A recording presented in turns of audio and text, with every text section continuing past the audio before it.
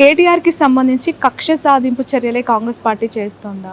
ఎందుకు అనంటే అసలు లొట్టపీసు కేసు అసలు ఏమీ లేదని పదే పదే చెప్తున్నారు. అడిగిందే అడిగి కూర్చుందే కూర్చి ఇంట్రాగేషన్ పేరుతో సాగదీస్తున్నారని కేటీఆర్ గారు అన్నారు. ఎందుకు ఆ కేసుకు సంబంధించి అసలు అరెస్ట్ ఉంటుందన్నారు, చేస్తామన్నారు, ఎంతవరకు వచ్చింది? గౌరవ మంత్రి గారికి చట్టం గురించి తెలుసు. 10 సంవత్సరాలు మంత్రి చేసిండు, పార్టీకి కార్యనిర్వాహక అధ్యక్షుడు, విదేశాల్లో చదువుకున్నాడు. కాబట్టి లొట్టపీస్ అయినా సొట్టపీస్ అయినా చట్టంలో కేసు వచ్చినప్పుడు దాన్ని ప్రూవ్ చేసుకోవాలని కోరుతారు. నిర్దోషి అయితే నిర్దోషి, దోషి అయితే దోషి. మీరేమనుకుంటున్నారు సార్, అరెస్ట్ ఉంటుంది జ్యోతిష్యం కాదు అంటే ఈ కేసును చూస్తున్నారు కదా, తప్పు జరిగింది అంత కీన్ అబ్జర్వ్ చేస్తాను. నేను అట్లా అబ్జర్వ్, నాకు పనిలోడు తోటి కొన్ని అవకతవకలు జరిగాయని అనిపించిందా? డెఫినెట్లీ జరగకపోతే డబ్బును ప్రభుత్వ సొమ్మైన మనం ప్రయర్ విధానం తీసుకొని పంపకపోతే తప్పే అనేదే ఏసీబీ కేసు పెట్టింది. ఏసీబీ నేను చెప్తే కేసు పెడుతుందా? అట్లా చూద్దాం. కేసు నడువంగా మనం లీగల్ జ్యుడిషియల్ మనం అపోజిషన్ లో ఉన్నప్పుడు జైల్లో పెడతామని చెప్పిన కాంగ్రెస్ పార్టీ అధికారంలోకి మంచిది నాకు. అంతేనా? ఓకే సార్, రాబోయే municipal elections, local body elections, GHMC elections ఉండబోయే మా ప్రభుత్వాన్ని గెలిపించి స్థానిక సంస్థల అభివృద్ధిని ఆకాంక్షించే వాళ్ళందరూ గెలిపించాలని కోరుకుంటున్నాం. తప్పకుండా ఈ ఏడాది పరిపాలన మీద ప్రజలు ఇచ్చేటువంటి తీర్పు అది. మేము కూడా ప్రభుత్వం వచ్చిన తర్వాత మహిళలకు ఉచిత బస్సుతో పాటుగా 200 యూనిట్లు గ్రామాల మీద వెళితే 90% ఉచిత 200 యూనిట్లు వాడుకుంటా ఉన్నారు.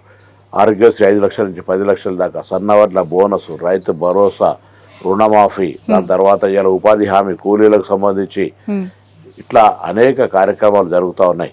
55,000 ఉద్యోగాలు కావచ్చు, లేకపోతే ఇంకా మెచ్చార్జీలు, పేద ప్రజలు చదువుకున్న పిల్లలు మెచ్చార్జీలు, ఇట్లా so many programmes.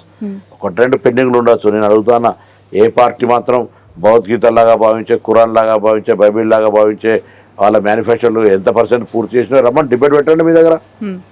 We are ready to prove. Congress party దేశంలో ఏ నిర్ణయం తీసుకున్నా, ఎప్పుడు ఏదైనా కార్యక్రమం తీసుకున్నా కాంగ్రెస్ పార్టీ తీసుకుంది కదా. ఓకే, ఫైనల్గా దావోస్ పర్యటనకి సంబంధించి బీఆర్ఎస్ అవతల ఇతల రోడ్లపై ఉండేటోళ్ళని తీసుకొని దావోస్లో అగ్రిమెంట్లు ఎందుకు చేసుకోవాలి, 175,000 కోట్లు ఇక్కడే చేసుకోవచ్చు కదా అని కౌంటర్ వేసి, అనకపోతే ప్రతిపక్షం ఎట్లయితారా, మాకు గుర్తింపు ఉండకపోతే ఎట్లా, వాళ్ళు ఏదో అనాలి కదా. అలాగే పాపం ఆయనతో కూడా మనం డెమోక్రటిక్ కంటే ప్రజాపాలన అయితే నేను స్వాగతించడం అనేది మళ్ళీ మీరు ప్రజాస్వామ్యంలో ప్రతిపక్షంగా వాళ్ళ అభిప్రాయం చెప్పే హక్కు ఉంది. మేము దాన్ని గొంతు నొక్కుతలేము. మేము సాధించిన దాన్ని నిజంగా మంచి ఆలోచన కలిగి తెలంగాణ ప్రయోజనాలను ఊహించే ప్రభుత్వం ప్రతిపక్షం అయితే ఎస్ వచ్చింది అనాలి, మంచిది అనాలి, చెడు అనాలి. మొత్తం గంప కలిపి అట్టుగానే ఏం లేదు, మరి మీరంతా పోయినప్పుడు సాధించింది ఏందని. ఇది అధికారంలో ఉన్నప్పుడు తెచ్చినామంటారు, ప్రతిపక్షంలో ఉన్నప్పుడు ఏం తెచ్చినామంటారు. కోర్ కాంగ్రెస్ వాదిగా పొన్నం ప్రభాకర్ గారు ముందు నుంచి కూడా యూత్ వింగ్ లో వర్క్ చేశారు, మంత్రిగా బాధ్యతలు నిర్వహిస్తున్నారు. రాహుల్ గాంధీ గారి ప్రయాణం అంటే ఇన్ ఫ్యూచర్ చాలా రాష్ట్రాల్లో దెబ్బ పడింది మొన్న ఎలక్షన్స్ లో, ఎలా ఉండబోతుంది? ఎప్పుడు ఎన్నికలు వచ్చినప్పుడు మొన్న ఆల్రెడీ వచ్చాయి, వస్తారు భవిష్యత్తులో మీరు చూస్తుండండి. నెక్స్ట్ ఇంకో 15 years వరకు ఆ ఛాన్స్ లేదని బీజేపీ అంటోంది. అంత భవిష్యత్తు జీవితం మీద అంత గట్టిగా నమ్మేటట్టు ఎవరు రమ్మనండి. అందుకు మొన్న రిజల్ట్సే నిదర్శనం అని కూడా వాళ్ళు చెప్తూ. అవును, మొన్న 400 సీట్లు అంటే 240 సీట్లు వచ్చినాయి. బుద్ధి చెప్పి కొట్టి చెంప కొడితే కూడా మళ్ళీ ఇంకా. సార్, పదే బీఆర్ఎస్ కావచ్చు, బీజేపీ నాయకులు కావచ్చు, బీఆర్ఎస్ నాయకులు కావచ్చు, ఇది ఫైనల్ క్వశ్చన్ సార్, స్ట్రైట్గా అడుగుతున్నాను. ఎందుకు రేవంత్ రెడ్డి గారు 5 ఏళ్ళు ఉండరు ముఖ్యమంత్రిగా, ఎండాకాలంలో దిగిపోతారు, వానాకాలంలో నెక్స్ట్ సీఎం రాబోతున్నారు అని అంటున్నారు. రేవంత్ రెడ్డి గారు మార్చిపోతుందా హైకమాండ్? ఇది 1వ నెల అధికారంలోకి వచ్చిన తర్వాత కూడా అంటారు వాళ్ళు, ఏడాదిన్నర గడిచింది, ఏమైనా అయిందా? అట్లా చూస్తూ పోతుంటారు మీరు. ఏమైతే దాంతో మా పార్టీ ముఖ్యమంత్రిని వాళ్ళు మారుస్తారని చెప్తుంటే మీరు కూడా దాన్ని హైకమాండ్ మారుస్తుందని వాళ్ళు ఎవరు మా హైకమాండ్ వాళ్ళ గ్యాస్ అవ్వాలి. నమస్కారం, ధన్యవాదాలు. సవాలే లేదు, మార్పు అనేది జరగదు. అరే ఇప్పుడు నేను కాంగ్రెస్ పార్టీ ముఖ్యమంత్రి ఎందుకు మారుస్తారు అంటున్నా. టీఆర్ఎస్ వాళ్ళు చెప్పిరని మారుస్తారా, బీజేపీ చెప్పిరని మారుతారా, ఎందుకు మారుస్తారు? ప్రశ్న ఎందుకు ఉత్పన్నం అవుతుంది అంటున్నా.